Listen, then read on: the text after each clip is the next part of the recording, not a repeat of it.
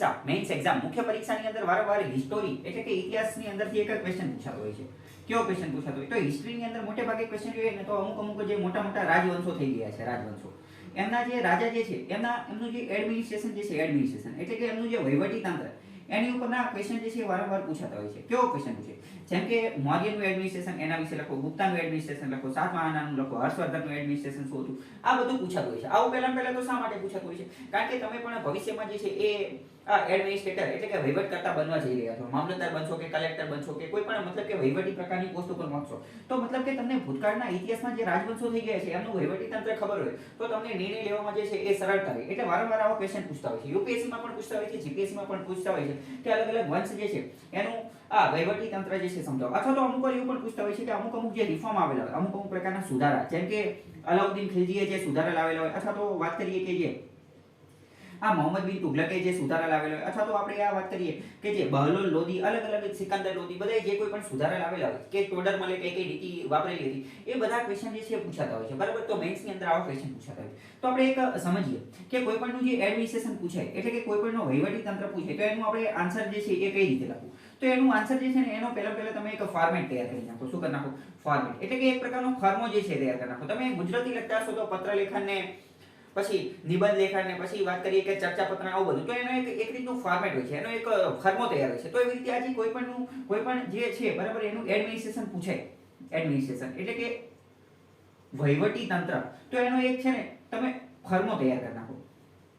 કેવો ફોર્મ? સૌથી પહેલા તો એ તો તમને ખ્યાલ જ હશે કે પહેલા ઇન્ટ્રો આપવાનું છે, પછી બોડી અને પછી કન્ક્લુઝન ને આવી બધું વસ્તુ. તો ઇન્ટ્રોડક્શન ની અંદર તમે શું લખો? ઇન્ટ્રોડક્શન ની અંદર પહેલા જે વંશનું પૂછેલું હોય, ફોર એક્ઝામ્પલ સમજો કે મૌર્ય વંશનું પૂછેલું છે, અથવા માનો કે ગુપ્ત વંશનું પૂછેલું છે, અથવા માનો લો કે સાતવાહનનું પૂછેલું છે, અથવા હર્ષવર્ધનનું કોઈ પણનું પૂછેલું છે, તો પહેલા એ વંશ વિશે થોડી માહિતી આપી દો. મૌર્ય વંશનું પૂછેલું છે તો મૌર્ય વંશ વિશે થોડી ઘણી માહિતી આપી દો. બરાબર? કે મૌર્ય વંશની સ્થાપના આણે કરી હતી, રોલું કર્યું, એ એટલું બધું ઇમ્પોર્ટન્ટ છે નહીં. કારણ કે જે કોર ડિમાન્ડ શું હોય છે? કોર ડિમાન્ડ હોય છે એડમિનિસ્ટ્રેશન એટલે કે વહીવટી તંત્ર. એટલે ટૂંકમાં પહેલા ઇન્ટ્રોડક્શન ની અંદર પહેલા એ વંશની થોડી ઘણી માહિતી આપી દો. પછી બીજું જે છે ને એ તાત્કાલિક જ એક ફોલ્ડર બનાવો, અથવા તો એક નવો વિભાગ બનાવો. કયો વિભાગ? કે આ જે પૂછેલું છે એની માહિતી ક્યાંથી મળે છે, એની માહિતી ક્યાંથી મળે છે. ઇંગ્લિશમાં લખતા હોય તો લખો કે from where we get information. હવે ફોર એક્ઝામ્પલ સમજો કે મૌર્યનું પૂછેલું છે તો મૌર્ય વિશે આપણને માહિતી ક્યાંથી મળે છે? હવે તમને ખબર નહીં હોય, પરંતુ તમે થોડુંક વિચારશો તો તમને ખ્યાલ આવી જશે કે આની અંદર શું લખવાનું. જે કોઈ પણ વંશ છે, મૌર્યનું પૂછેલું, ગુપ્તનું કે સાતવાહનનું કે વિજયનગરનું કે ગમે એનું પૂછેલું છે, તો તમે થોડી વાર માટે વિચારો કે એ સમયગાળા અંતર્ગત અથવા એના જે મહત્વના રાજ્યો હતા, જેમ કે મૌર્યની વાત કરીએ તો ચંદ્રગુપ્ત મૌર્ય, પછી ચાણક્ય, પછી અશોક, તો આ બધા મૌર્ય સાથે જોડાયેલા છે. કે એ જ્યારે હતા, એ રાજાઓ જ્યારે રાજ કરતા હતા ત્યારે કઈ પુસ્તકો લખવામાં આવેલી હતી, અથવા તો ત્યારે કઈ વસ્તુ જે છે એ લખાણ થયેલી હતી. થોડુંક વિચારશો એટલે તમને જવાબ મળી જશે. જેમ કે આપણે વાત કરીએ મુગલ, બરાબર? તો મુગલની અંદર વાત કરીએ તો અકબર, અથવા તો મુગલની પહેલા વાત કરીએ તો બાબર છે, બરાબર? તો બાબરે પુસ્તક લખેલું હતું, કયું? બાબરનામું. હવે જો તમારે એવું નથી વિચારવાનું કે આમાંથી માહિતી મળતી હશે કે નહીં મળતી, તમારે લખી જ નાખવાનું છે. કારણ કે કોઈ પણ પુસ્તક લખેલી હશે, કોઈ પણ પુસ્તક એ સમયગાળા અંતર્ગત કોઈ પણ પુસ્તક લખેલી હશે તો એમાંથી થોડીક માહિતી તો મળતી જશે. એટલે તમને એ સમયગાળાની કોઈ પણ પુસ્તક યાદ આવે તરત લખી નાખો. તમારે પછી એવું નહીં વિચારવાનું કે મુગલની અંદર તો મેં એવું વાંચેલું છે કે અકબરનામામાંથી માહિતી મળે છે, બીજા એકમાંથી મળતી નથી. તો એનો મતલબ એવો નથી કે બાબરનામાથી માહિતી ન મળતી હોય. પછી અબુલ ફઝલે જે આઈને અકબરી ગ્રંથ લખેલો છે કે એમાં જે બધું વહીવટી તંત્ર આપ્યું તો બીજામાં આપ્યું નથી, એવું ન હોય. તમને જેટલા ગ્રંથ યાદ આવે એ બધા લખી નાખો. બરાબર? જેમ કે આપણે વાત કરીએ મુગલ, બરાબર? તો મુગલની અંદર આપણે જોયું કે આ બાબરનામા લખી નાખ્યું, પછી અકબરનામા લખી નાખો. બરાબર? પછી બીજું શું લખીએ? અકબરનામા ઉપરાંત આપણે જોયું કે આઈને અકબરી આ ગ્રંથ લખી શકો. બરાબર? બીજા પણ આની સિવાય તમને જે કોઈ પણ ગ્રંથ જે છે એ યાદ આવે કે જે આ સમય અંતર્ગત લખેલા હોય, એ બધા પણ તમે લખી શકો છો. હવે માની લો કે મૌર્ય છે, તો મૌર્યની અંદર તમે શું લખી શકો? તો મૌર્યની અંતર્ગત તમને ખ્યાલ હોય કે આ અર્થશાસ્ત્ર નામનું પુસ્તક લખેલું છે, ચાણક્ય, કૌટિલ્ય, વિષ્ણુગુપ્તે જે લખેલું છે. તો પહેલા તમે લખો કે એની માહિતી ક્યાંથી મળે છે? તો કે અર્થશાસ્ત્રમાંથી.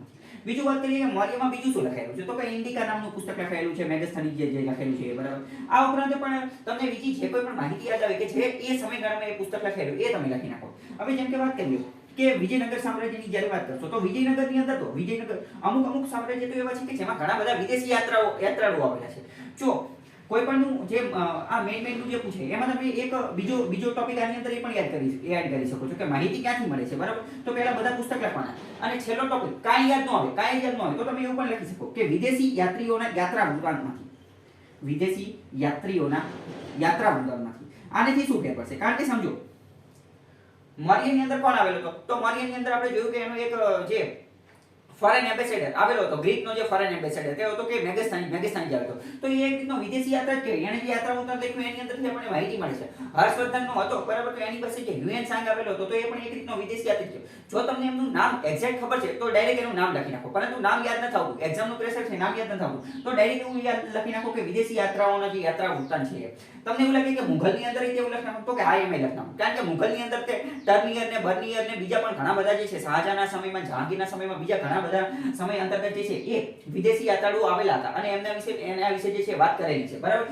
પછી એવું નહીં વિચારવાનું કે અહીંયા આવેલા હશે કે નહીં આવેલા, મોટા ભાગની અંદર આવેલા જ છે. ગુપ્તની અંદર પણ વાત કરીએ તો ગુપ્તની અંદર આપણે જોયું હતું કે ચંદ્રગુપ્ત બીજો હતો, એના અંતર્ગત જે ફાહિયાન નામનો જે છે, ફાહિયાન નામનો ચીની યાત્રાળુ આવેલો હતો બરાબર. જો તમને એક્ઝેક્ટ નામ ખબર છે તો ડાયરેક્ટ એ બધાના નામ જ લખો, નામ નથી ખબર તો એક એ લખી નાખો કે વિદેશી યાત્રાળુઓના યાત્રા વૃત્તાંત. વિજયનગરની વાત કરીએ તો વિજયનગરની અંદર તો ઘણા બધા વિદેશી યાત્રાળુઓ આવેલા હતા, જેમ કે ડોમિનોસ પિગાસ, પછી ઈરાનની અંદરથી અમુક આવેલા હતા, જેમ કે અબ્દુલ રઝાક, ઘણા બધા જે છે એ આવેલા હતા. વિજયનગરની અંદર એક તો અલગ એક ટોપિક જ છે, એક યુપીએસસી ની તો અંદર તો અલગ એક ટોપિક છે કે વિજયનગરના વિદેશી યાત્રાળુઓ બરાબર, એટલે અલગ એક ટોપિક છે અને એની ઉપર એક અલગ વિડિયો પણ બનાવેલો છે, તમે જોઈ લેજો તો તમને ખ્યાલ આવી જશે, અથવા એક પેપર સોલ્યુશનમાં મેં સમજાવેલું છે બરાબર. ટૂંકમાં આપણે વાત કરતા હતા કે ફોર્મેટ કઈ રીતે લખવાનું, કોણ તો કે વહીવટી તંત્ર એડમિનિસ્ટ્રેશન પૂછાય કોઈ પણ રાજવંશનું તો શું લખવાનું, પહેલા એની થોડી ઇન્ટ્રોડક્શન આપવાની, પછી લખવાનું કે એના વહીવટી તંત્ર વિશે આપણને માહિતી ક્યાંથી મળે છે. તો જે કોઈ પણ પુસ્તક આપણે વાંચેલા હોય અથવા જે એના સમયગાળા અંતર્ગત લખાયેલા એ બધા લખવાનું. જેમ કે જો વાત કરીએ હર્ષવર્ધન વિશે, હર્ષવર્ધનનું જે છે લખવાનું છે, તો હર્ષવર્ધનનું આપણે પુસ્તક લખવાનું, હર્ષવર્ધન જે છે એનું એડમિનિસ્ટ્રેશન લખવાનું છે. તો હર્ષવર્ધને ખુદે પણ અમુક બુક જે છે નાટક લખેલી છે, જેમ કે રત્નાવલી, જેમ કે નાગાનંદ. તો આ જે છે આની અંદરથી પણ એની જે છે માહિતી મળે છે. જેમ કે આપણે વાત કરીએ વિજયનગરની વાત કરીએ બરાબર, તો વિજયનગરનો એક મહાન રાજા રાજી થઈ ગયો છે. કયો રાજી થઈ ગયો છે? તો કે કૃષ્ણદેવરાય. તો કૃષ્ણદેવરાય ખુદે એક પુસ્તક જે છે લખેલી છે કે આમુક્ત માલ્યદા. હવે તમે પ્રિલિમ્સ માટે જે છે એ આ બધા ફેક્ટ રટેલા જ હશે, આ તમે રટ્ટો મારી દીધો હશે કે આમુક્ત માલ્યદા બરાબર. તો આ બધું એનો એની અંદર ઉપયોગ કરી નાખવાનો. તરત જ લખવાનું માહિતી ક્યાંથી મળે છે? તો કે વિજયનગરની માહિતી કૃષ્ણદેવરાયની આમુક્ત માલ્યદામાંથી મળે છે. આ ઉપરાંત અમુક વિદેશી યાત્રાળુઓ આવેલા તો એની અંદરથી મળે છે. બીજી જે કોઈ પણ પુસ્તક યાદ આવે એ બધી પણ લખ નાખો.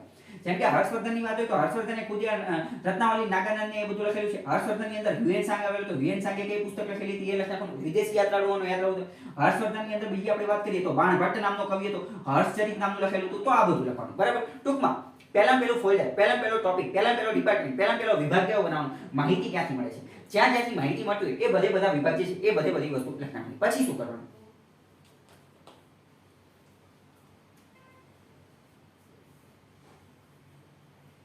પછી સમજો તો પછી જે છે ને આ અમુક પોઈન્ટ એ બધાની અંદર સેમ પોઈન્ટ આવશે. અમુક પોઈન્ટ જે આપણે ફોર્મેટના આધારે જોઈએ તો અમુક પોઈન્ટ બધાની અંદર આવશે. તમે એવું લાગશે કે એવું તો કઈ રીતે બની શકે, એ હવે હું જવાબ આપીશ તો તમને ખબર પડશે. પહેલા તમારે લખી નાખવાનું કે રાજાશાહી પ્રકારની વ્યવસ્થા જોવા મળતી હતી. ઇંગ્લિશમાં લખતો હોય તો લખવાનું કે મોનાર્કી. શું જોવા મળતું હતું? મોનાર્કી, એટલે કે રાજાશાહી પ્રકારની. તો બરાબર સાચી વાત છે, બધા રાજવંશો તો હતા, બધાની અંદર રાજાશાહી જોવા મળતી હતી. બધાની અંદર શું જોવા મળતું હતું? રાજાશાહી જોવા મળતી હતી. બીજી વાત કરીએ તો હવે પછી લખવાનું કે શાસન તંત્ર જે છે ને, શાસન વ્યવસ્થા, શાસન તંત્ર એ ત્રિસ્તરીય હતું, ત્રિસ્તરીય અથવા 4 સ્તરીય હતું. અમુકમાં ત્રિસ્તરીય હોય છે અને અમુકમાં 4 સ્તરીય હોય છે. તમને જે રીતે યાદ હોય એ રીતે લખ નાખવાનું, પરંતુ મોટે ભાગે ત્રિસ્તરીય લખ નાખવાનું. ત્રિસ્તરીય કેમ ત્રિસ્તરીય લખવાનું? અત્યારે જે સ્ટાઇલ જે છે ને એ જ સ્ટાઇલનું લખ નાખવાનું. કે ત્રિસ્તરીયની અંદર કઈ વસ્તુ, એક તો કે કેન્દ્રીય વ્યવસ્થા, એક તો કે હતી કેન્દ્રીય, બીજી કઈ હતી તો કે રાજ્યને એ લોકો શું કહેતા હતા? પ્રોવિન્સ એટલે કે પ્રાંતીય વ્યવસ્થા. શું પ્રાંતીય? અને ત્રીજા નંબરનો હતો એ લોકલ એડમિનિસ્ટ્રેશન, કે જેને સ્થાનીય કહેતા હતા, સ્થાનીય બરાબર. પહેલું આ લખ નાખવાનું બરાબર. હવે આપણે બોડી પાર્ટની અંદર ઘૂસી ગયા છીએ. બોડી પાર્ટની અંદર શું લખવાનું કે શાસન સ્તર જે છે એ ત્રિસ્તરીય હતું અથવા 4 સ્તરીય હતું. જેમ કે કેન્દ્રીય, જેમ કે રાજ્ય એટલે કે પ્રાંતીય, અથવા લોકલ એટલે કે સ્થાનીય લખવાનું. પછી લખવાનું કે આ બધા જે છે ને આ બધા એનો વડો રાજા ગણવામાં આવતો હતો. કોણ ગણવામાં આવતું હતું? એનો વડો રાજા ગણવામાં આવતો હતો. પછી રાજાની સહાયતા માટે, સલાહકારી માટે, એડવાઇઝરી માટે એક મંત્રીમંડળની સ્થાપના કરવામાં આવતી હતી. કોનું? મંત્રીમંડળની અંદર અલગ અલગ મંત્રીઓ હતા ને એવું બધું લખવાનું બરાબર. પછી શું લખવાનું કે રાજા જે છે ને, રાજા એ ધારાસભા, કારોબારી અને ન્યાયતંત્ર આ ત્રણેયનો વડો ગણવામાં આવતો હતો. ધારાસભા, કારોબારી અને ન્યાયતંત્ર. હવે સમજો કે આ આખો પોલિસીનો પોઈન્ટ છે. ધારાસભા, કારોબારી અને ન્યાયતંત્ર એટલે શું? તો કે લેજિસ્લેટિવ, એક્ઝિક્યુટિવ અને જ્યુડિશિયરી. લેજિસ્લેટિવ, એક્ઝિક્યુટિવ અને જ્યુડિશિયરી. આ બધું આપણે પોલિટીમાં ડિટેલમાં સમજી ગયા છીએ. તો આ ત્રણેયનો વડો કોણ ગણવામાં આવતો હતો? તો એ સમયે એનો વડો જે છે રાજા ગણવામાં આવતો હતો. તો તાત્કાલિક તમારે આ એક પોઈન્ટ લખ નાખવાનો કે બધાનો વડો જે છે એ રાજા ગણવામાં આવતો હતો.